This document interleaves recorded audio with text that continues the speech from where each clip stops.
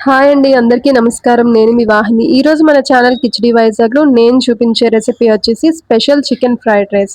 అది కూడా రెస్టారెంట్ స్టైల్‌లో ఎలా చేయాలో నేనైతే ఈరోజు మీ అందరికీ చూపించబోతున్నాను. సో, ఎలా చేయాలో చూద్దాం. సో, ముందుగా మనకైతే బాస్మతి రైస్ ఉండాలి. సో, ఇది మామూలు రైస్‌తో అంత బాగోదు. ఫ్రైడ్ రైస్ కాబట్టి ముద్ద ముద్దగా అయిపోద్ది. సో, బాస్మతి రైస్ మంచి బ్రాండ్ ఏదైనా ఉంటే తీసుకోండి. సో, బాస్మతి రైస్ ముందుగా మనం నానబెడితే బేగా అయిపోద్ది. డైరెక్ట్‌గా నానబెట్టకుండా అయితే జస్ట్ ఒక హాఫ్ కేజీ రైస్ అన్నమాట. సో, ఫస్ట్ ముందుగా కడిగేసుకొని అప్పుడు మనం ఈ రైస్ అనేది ఫస్ట్ బాయిల్ చేద్దాం. సో, కంటైనర్ అనేది వెడల్పుగా ఉండేలా తీసుకోండి. ఎందుకంటే మీరు వాటర్‌ని మొత్తం అంతా తర్వాత డ్రైన్ చేయాలి. లేకపోతే అందులోంచి స్ట్రెయినర్‌తో అయినా తీయాలి కాబట్టి. సో, వెడల్పుగా ఉన్న పాత్ర తీసుకోండి. సో, అందులో ఆల్రెడీ వాష్ చేసిన రైస్ వేసుకొని వాటర్ కూడా ఏసుకోండి. సో, ఇందులో ఏంటంటే మసాలాలన్నీ యాడ్ చేసుకోవాలనమాట. చెక్క, లవంగ, యాలక నెక్స్ట్ జాజి పువ్వు, జాజికాయ ఇలా ఏమేమి ఎయ్యాలనుకుంటున్నారో అన్ని మసాలాలు యాడ్ చేయండి. అందులో కొంచెం ఆయిల్ గానీ, ఘీ గానీ యాడ్ చేసుకోండి. అండ్ కొంచెం సాల్ట్ యాడ్ చేసుకొని రైస్ అనేది బాయిల్ అయితే అయిపోనివ్వండి. సో, ఇక్కడ ఏంటంటే మీరు మసాలా డైరెక్ట్‌గా ఎలాగైనా యాడ్ చేసుకోవచ్చు. లేకపోతే ఒక వైట్ క్లాత్ ఏదో ఒక నీట్‌గా ఉండే కాటన్ క్లాత్‌లో మసాలాలన్నీ పోట్లీలాగా ట్రై చేసి అందులో వేసి ఒక మూటలా వేసేసి అందులో వేసేసిన మొత్తం మసాలాలన్నీ రైస్‌కి ఇంకిపోతాయి. అప్పుడేంటంటే మీకు రైస్‌లో ఆ మసాలాలయ్యి కనపడవనమాట. ఓన్లీ ఆ వాటర్ నుంచి డైరెక్ట్‌గా ఆ మసాలా అనేది తీసుకుంటారు. సో, అలా కూడా వేయొచ్చు. ఒకవేళ అలా మసాలాలన్నీ తీసుకోవడం ఇబ్బందయితే. సో, ఇలా ఏసాక మీరు సెపరేట్‌గా పక్కన ఫ్రైడ్ రైస్‌కి కావాల్సిన స్టఫ్ అంతా చేసుకుంటే సరిపోతుంది. సో, ఒక వెడల్పు గిన్నె లాంటిదేమైనా తీసుకోండి. తీసుకొని మీరు ఫస్ట్ బటర్ యాడ్ చేసుకోండి. బటర్ కొంచెం ఆయిల్ యాడ్ చేసుకొని కావాల్సిన మసాలాలన్నీ యాడ్ చేసుకుంటారు. సో, అక్కడ రైస్‌లో ఆల్రెడీ ఏస్తున్నారు కాబట్టి దానికి తగ్గట్టే ఇక కుక్ అయ్యే తగ్గట్టు మసాలా అనేది వేసుకుంటే సరిపోతుంది. అండ్ అందులో మసాలాలు కాకుండా విడిగా ఏమేసుకుంటామంటే ఇందులో కసూరి మేతి అండ్ షాజీరా కూడా వేసుకుంటే సరిపోతుంది. అవన్నీ వేసుకున్న తర్వాత ఇలాగ ఆనియన్స్, గ్రీన్ చిల్లీస్ మీ స్పైస్ లెవెల్స్ తగ్గట్టు యాడ్ చేసుకోండి. సో, ఏంటంటే ఇక్కడ ఆనియన్స్ బాగా కొంచెం గోల్డెన్ కలర్ అయ్యే వరకు యాడ్ చేసుకుంటే సరిపోతుంది. సో, తర్వాత కొంచెం సాల్ట్ అనేది యాడ్ చేసుకోండి. సో దట్ బేగా కుక్ అయిపోతాయి ఆనియన్స్. సో, ఇలా గోల్డెన్ బ్రౌన్ వచ్చే వరకు వేగనివ్వండి బాగా. అండ్ ఫ్రైడ్ రైస్‌కేంటంటే వెజిటబుల్స్ అనేవి బాగా ఎక్కువ ఉండేలా చూసుకోండి. అప్పుడు టేస్ట్ ఇంకా బావుంటుంది. సో, ఈలోగా మనం ఎగ్స్ కూడా యాడ్ చేసుకుందాం. నేనైతే 4 ఎగ్స్ యాడ్ చేస్తున్నాననమాట. సో, ఇలా యాడ్ చేసుకొని ఎగ్స్ కూడా బాగా ఫ్రై చేసుకుందాం. సో, మనం రెస్టారెంట్స్‌లో ఈ స్పెషల్ ఫ్రైడ్ రైస్ తిని అనుకుంటాం ఎందుకసల సేమ్ ఈ టేస్టే రావట్లేదని. బట్ ఈ రెసిపీ యాజ్ ఇట్ ఈస్‌గా ఇలాగే ఫాలో అవుతే ఖచ్చితంగా మీకు restaurant style special chicken fried rice లాగే ఉంటుందండి. ఒకసారైతే ట్రై చేయండి. నేను చాలా సార్లు ట్రై చేశాను. రెసిపీ అయితే చాలా చాలా బావుంటుంది. నేను ఇది మా చెల్లి దగ్గర నుంచి నేర్చుకున్నాను. సో, మీరు కూడా ట్రై చేయండి.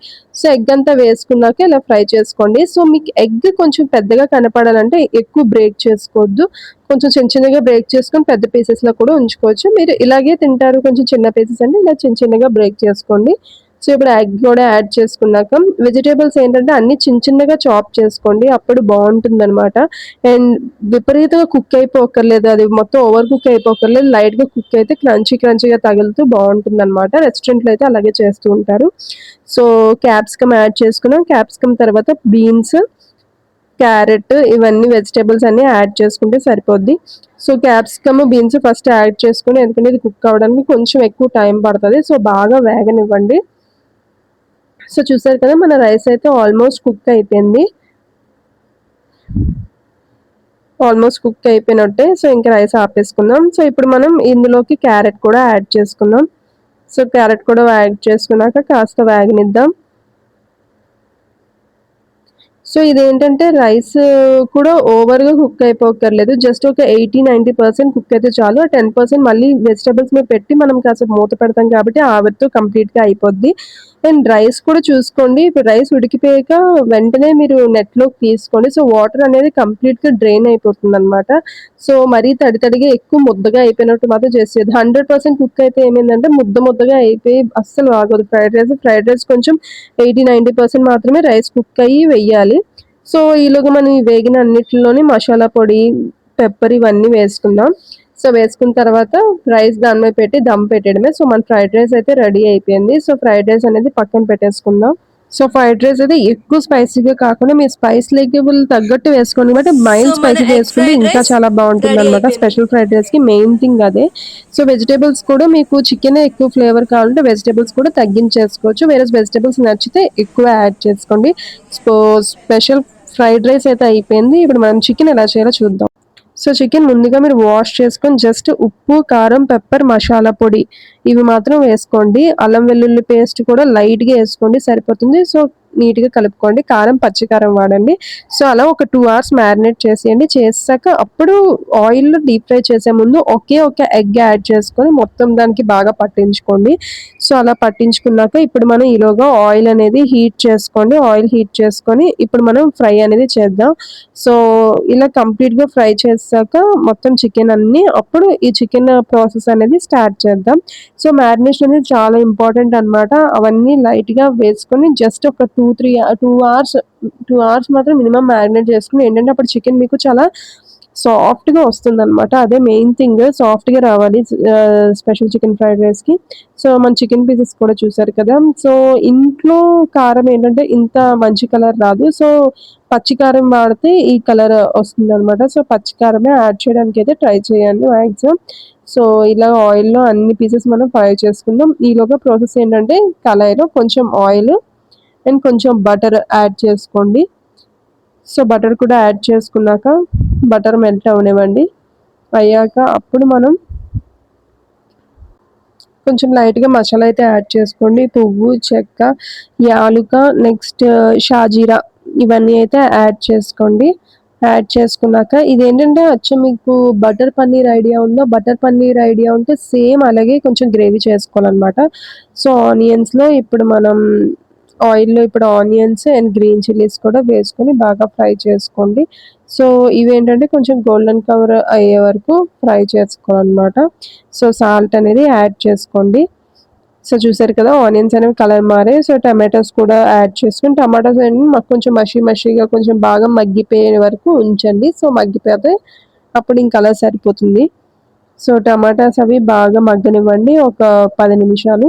ఈలోగా మీరు క్యాషు అండ్ బాదం 2 యాడ్ చేసుకోండి. సో ఇవేంటంటే టేస్ట్‌ని ఎన్హాన్స్ చేస్తాయి. సో బాదం అండ్ క్యాజు అయితే మిస్ చేయొద్దు. సో ఇవన్నీ బాగా యాడ్ చేసుకొని చూసారు కదా మొత్తం టెక్స్చర్ అనేది మారింది. సాఫ్ట్‌గా అయిపోయాయి మొత్తం అన్నీ.